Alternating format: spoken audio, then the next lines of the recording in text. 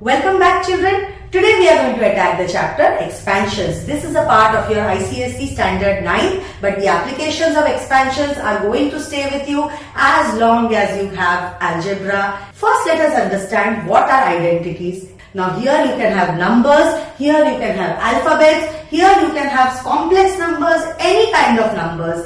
This law or this identity is universally accepted. 2 plus 3, the whole square, can be solved by applying BODMAS because this is basically going to become 5 square, which is 25. But we can do it by applying our first identity. 2 plus 3, the whole square is equal to 2 square, that is a square. This is a, this is b, plus b square, plus 2 times a into b, which means it is 4 plus 9 plus 12, which means it is 25. Now you will ask me, but ma'am, we are getting the answer directly by this method, then why do we need the identities? We need identities when we have x and y. Do we know the values of x and y? Can I add them? We can't, because x and y are unlike terms. They are different types of variables. They are not of the same species. They cannot be added. So how do you solve this? You solve this in the longer method, but a universally accepted method, the method of identities. So this formula is called as the square of sum. This is how you should remember it. We take a square of a certain sum. So this is a square of sum. This is a square of difference, where plus 2ab becomes minus 2ab. This is a plus b into a minus b. That's what we will call it. But this is difference of squares. This is square of difference. And this is difference of squares. So here we have first taken the difference and then squared it because it's the square of what? Difference. So we have to first take the difference. And here it is a difference of squares. So it is a difference of what? It is a difference of squares. So first you have to take squares and subtract them from each other. It is the cube of sum. Why is that? Because first you are doing a sum. It's a cube of what? It's a cube of sum. So you add them and then you cube it. This is the cube of difference. This is the square of sum of 3 numbers. This will be read as sum of cubes. Difference of cubes. These all can be derived from just the first identity. That's the beauty of identities. And I just want to come to the 10th point because I don't want you to rote learn everything. But the 10th point will help you a lot. Here, what we are trying to say is, in reciprocals or like reciprocal terms, if two terms are reciprocals or they are like reciprocals, which could mean what? If x is in the numerator in the first term, then it is in the denominator in the second term. So something like that, in terms like that, we can use a trick. It's a relevant trick that 2ab becomes a constant number. Why does 2ab become a constant number? Let me explain that. For example, x plus 1 by x, the whole square, is what we are trying to find. So here, your a is x and your b is whatever is written after plus, the whole term which is written after plus, which is your b, which is 1 by x. So let us apply the first identity. It will be a square plus b square. This is your b, 1 by x, plus 2 times a into b. We have applied the formula that we know. So x square becomes x square. 1 square is 1 and x square is x square. Correct? So 1 square I have written as 1 plus. What happens here? 2 into x into 1, that is 2x upon x. So it becomes 2. X and x gets cancelled over here. So can you see the 2ab term became a constant number. Expansions has created common issues in students of standard 8th and 9th. So I am here to clarify all the relationships all the identities have with each other. What does that mean? It means that if you know how are two different identities related to each other, so you can use one of them to find the other. So for that, your formula should be clear and the relations should also be clear. Today I am going to show you the relationship between all the identities that we have learned. The first set of relations is x plus y the whole square, x minus y the whole square and x square minus y square. How do we say it in language?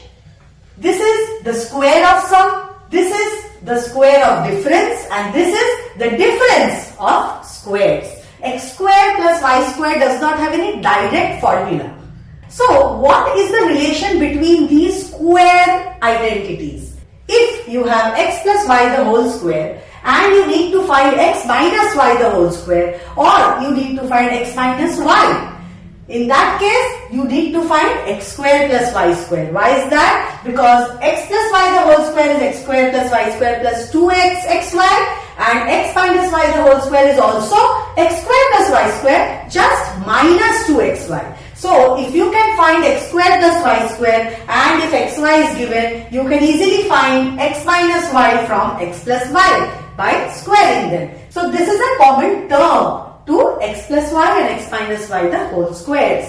Now if we try to compare it with the difference of squares, how are they related to each other?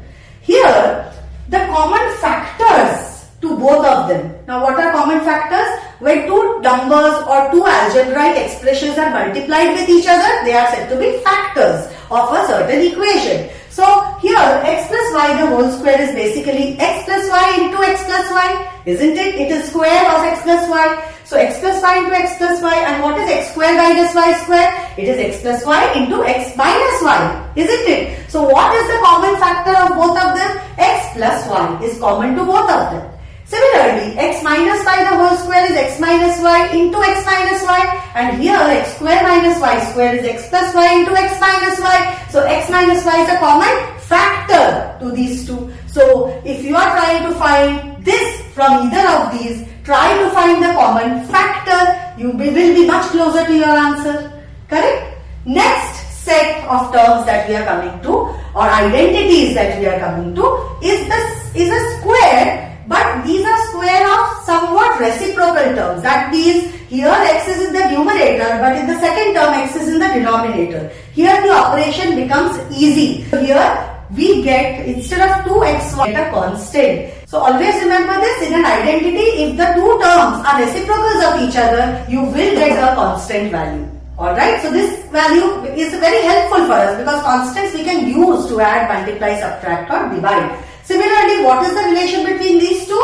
The relation is going to be the first two terms, which is x square plus 1 upon x square. These are the common terms to both of them, not common factors. They are just terms which are same. If you have x plus 1 by x, if you are trying to find x minus 1 by x, you first have to find x square plus 1 upon x square because it is common terms to both of them. Similarly, if you compare these difference of reciprocals here, so what do we get here? Here x plus 1 upon x is nothing but x plus 1 upon x into x plus 1 upon x. Square minus 1 upon x square is x plus 1 upon x into x minus 1 upon x. So what is common between these two? X plus 1 upon x. And what is common between these two? X minus 1 upon x, because when you expand this, it becomes x minus 1 upon x into x minus 1 upon x. The next set we are coming to are the cubes. Here cube relationships are very linear. That means x cube plus y cube is related to its kin x plus y the whole cube. They are not the same thing. They are very different things. They have different formulae. But they have some common terms. Okay? How do we read this in language? Sum of cubes. How do we read this in language? Cube of sum. How do we read this? Difference of cubes, cube of difference. Remember this. How are these two related to each other? Let's see. The expansion of x cube plus y cube is x plus y into x square minus xy plus y square. And the expansion of this one is x cube plus y cube plus 3xy x plus y. So anything common between them? There is. Here x plus y and here x plus y. These two are the terms which are common to both of them. So maybe if we have this, if we are again trying to find this, we have to somehow find x plus y. So that helps you. Similarly, in the case of minus, again you can see x minus y and x minus y here are common terms. So if you have been given this data, for example, they have given x minus y is equal to 3. So you can easily cube it and then from there you can find this. How? First you will try to find x minus y because now you know the relation. Going from here to here means you have to find the common term or the common factor. Now we come to our trinomials. So here if essentially a plus b plus c does not become equal to 0 and you have to deal with squares, so you can apply this formula of trinomial. What is the square of sum of three numbers? A square plus b square plus c square. The sum of the squares of each term plus 2 times each multiplied by itself. So AB into BC into AC. This is how you can remember it. When plus minus sign changes, plus minus sign changes here too. But remember, since these are squares, square of a negative number is positive, so plus minus signs won't change here. In case it is given or the numbers are given such that a plus b plus c, that means the three terms become equal to 0 and you have to do something to do with cubes. Always remember a cube plus b cube plus c cube will be equal to 3 times ABC. These are mainly important for your MCQ type questions. But these three identities are going to be there for your section A as well as section B full mark questions.